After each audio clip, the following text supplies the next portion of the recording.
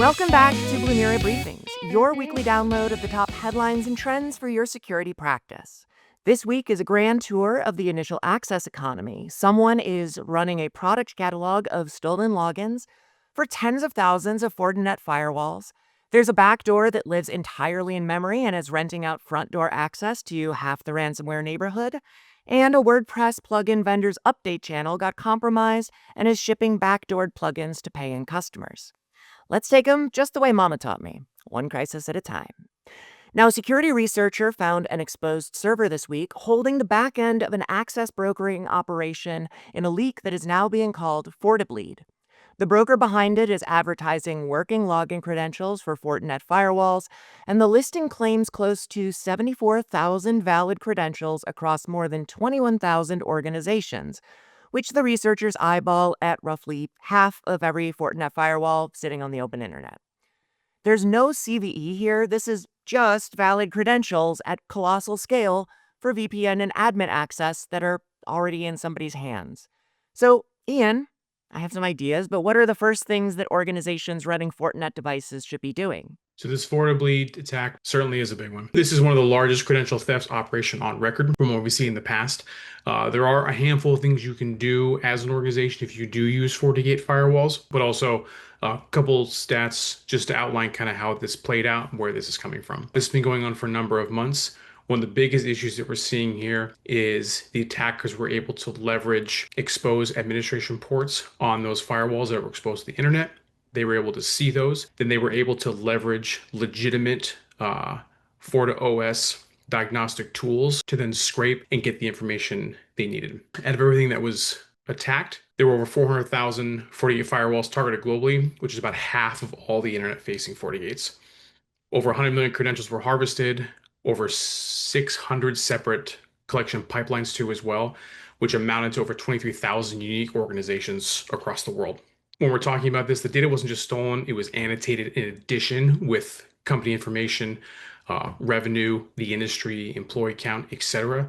So the attackers were then able to take that information and really target specific industries or specific companies that they wanted to target. Looking at the data and how it was all compiled, it does skew pretty heavily towards the SMB side. So small, medium-sized businesses, about 66% of all the companies that were seen in these records had about 200 or fewer employees, which kind of tracks and makes sense if the attackers want to specifically target those smaller companies, specifically MSPs or service providers, which then would give them possible access to other customers underneath that umbrella too as well, making the blast radius of this possibly even larger too as well. One of the biggest catches with this too as well, and why this was made possible, was because of the exposed management port for those FortiGate firewalls on the internet. These should never be exposed. There are very few, if any, reasons why you would expose any firewall management port to the internet. There are things you can do to secure those and try to make it as strong as you can, but at the end of the day, there really isn't a really good reason to expose that piece to the wide internet. And we're seeing now, based on the resources available, the time that it takes, these were all cracked offline using a fairly decent sized GPU farm. So the time it's taking for these credentials to be brute forced is diminishing, especially if they were using older credential protocols. It's recommended, pretty highly recommended, to rotate all credentials. This is everything that has a FortiGate admin access, SSL VPN access to as well. I'm sure it could be a pain depending on how many users you have, but in this case, it probably still heavily recommended to rotate everything. Remove all management interfaces from the internet. Again, it should not be exposed to the internet. Even in the remote work world that we live in, a lot of cloud-based businesses, employees spread across the country or multiple countries. If you can avoid it and there are procedures and processes you can put in place where it's not exposed, those should be done. Again, the blast rate of this was pretty big. It was still ongoing earlier this year. The amount of credentials and the amount of pieces that were touched here is very, very large. If you used a FortiGate type system, you should probably assume that there's some exposure to you in some capacity, and you should at least take the bare minimum steps here of removing that management interface off the internet and rotating all the credentials as you can. And now moving from a credential storefront to a credential wholesale supplier. Researchers at Symantec and Zscaler are tracking a new backdoor called Mystic, used by initial access brokers known as KongTuke.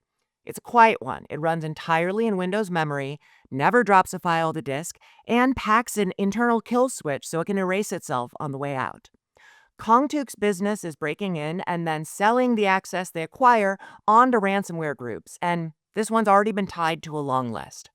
So, Amanda, how can teams strengthen their defenses against these stealthy backdoors and initial access brokers? Initially, I was looking at Mystic as being the heart of the story, but that's not it. The real story is KongTuke's role as an initial access broker. You have to look at that as like organized crime with specialization. One group focuses entirely into breaking into organizations, and once they're inside, they're not the ones deploying ransomware. They're selling access to other criminal groups that do. Let's take a really quick look at my inbox. This is an email address I've had for years. I don't use it anymore, and it was involved in the breach of an e-commerce system back in like 2015, 2016, about 10 years ago.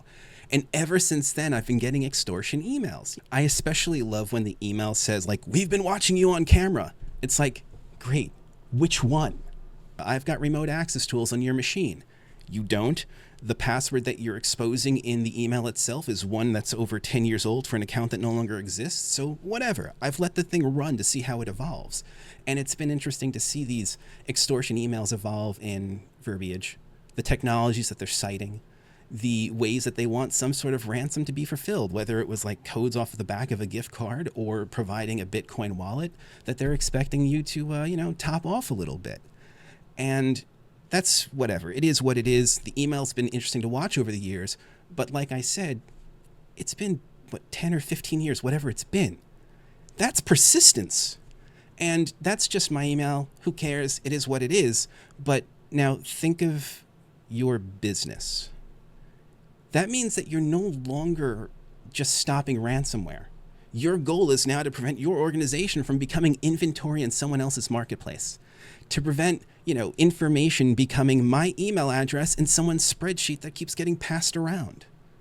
That's something to think about, especially for MSPs, because, one compromised technician account, one forgotten remote access system, one unchecked, unmanaged endpoint can become access not just to your network, but potentially dozens, hundreds of client environments. It's possible. Now, from a defensive standpoint, this is another reminder that identity is still the battleground. It was last week, and it'll be next week as well. Enforce phishing-resistant MFA whenever you can. Review privileged accounts on a regular basis, and never assume that a login being successful means it's legitimate. Pair identity monitoring with endpoint detection so that you can catch unusual behavior before someone gets in. Now, finally, remember that these brokers, they're trying to stay invisible. So if you're only measuring success by whether or not ransomware is deployed, you're measuring things too late. You have to look for persistence.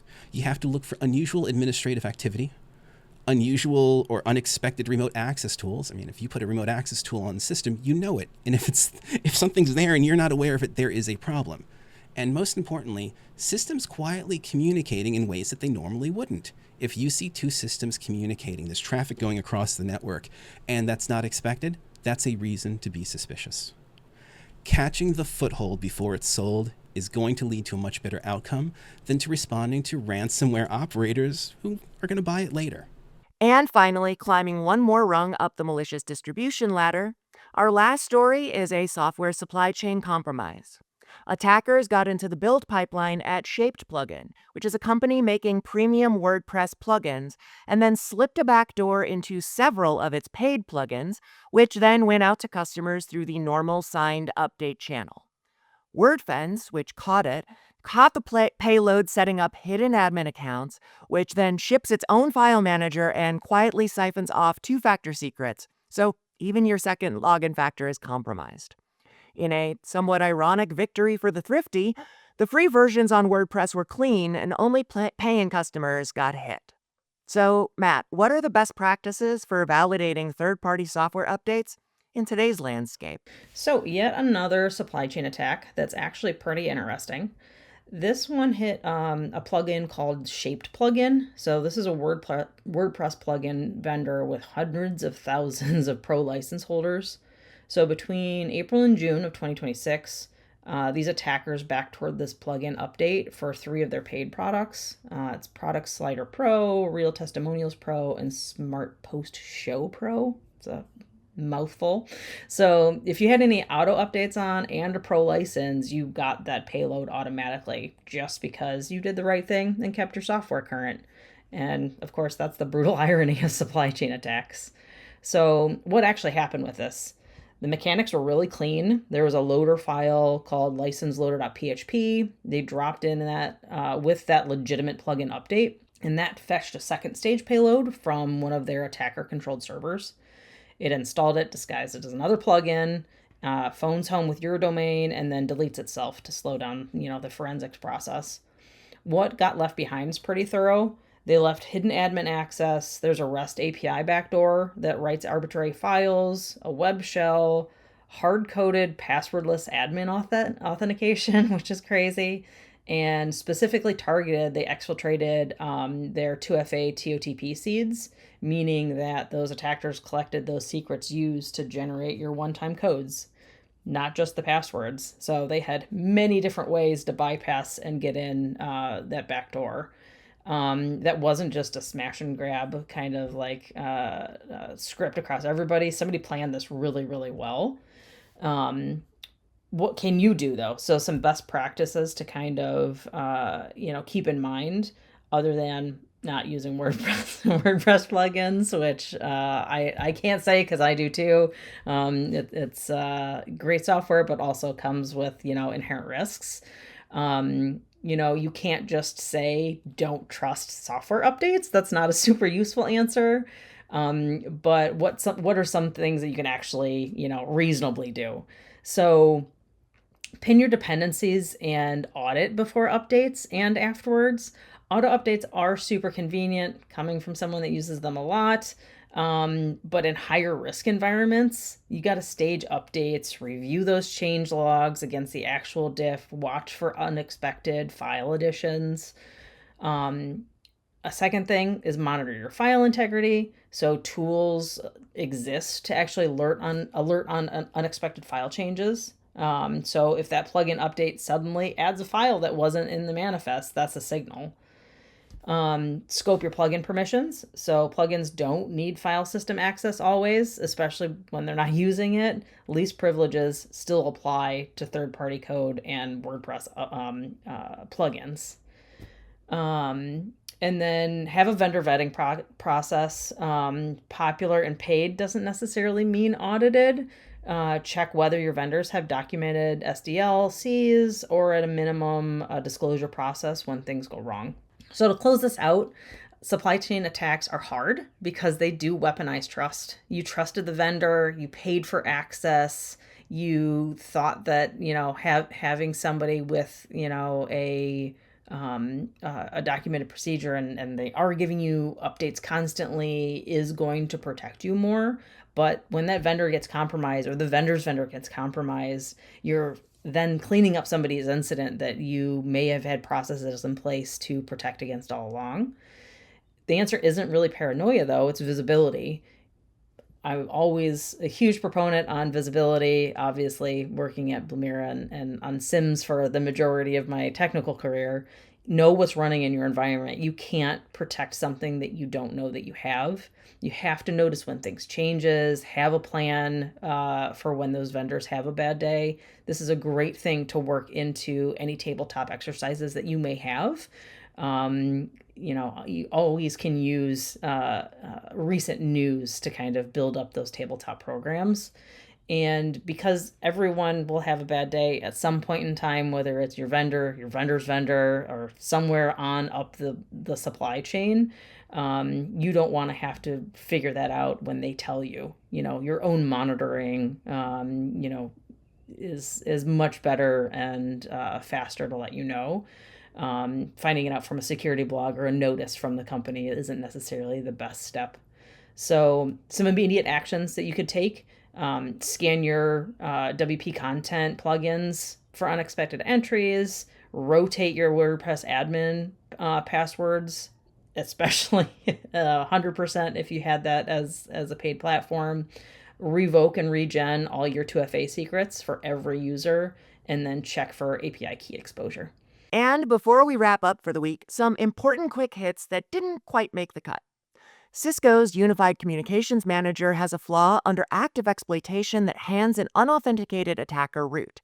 The proof of concept was public for weeks, and there's currently no workaround, so just patch it. Probably the most newsworthy part here is that it wasn't a hard-coded credential issue this time. CISA just added Critical Ubiquity Unify and Lantronix device bugs to its actively exploited list, 2 of which scoring a 10 out of 10, and the federal patch deadline lands today, so patch it. And FFmpeg, the media library that's quietly baked into the Jellyfin or Plex install, there's a roughly 99% chance you have set up at home if you're watching this right now. It's got a remote code execution bug that they're calling Pixel Smash that fires from a 50 kilobyte video file. So, say it with me, make sure that you update to the fixed release. In review, this week we have 3 different ways in: a broker that turned tens of thousands of Fortinet firewalls into a mail-order catalog of working logins, a backdoor that never touches the disk handed the ransomware economy yet another quiet way in, and a trusted plugin update arrived preloaded with the break-in as an unannounced new feature. 3 ways in, none of them forced, 1 sold, 1 rented, 1 shipped to you. We'll be back next week, but until then, stay safe out there.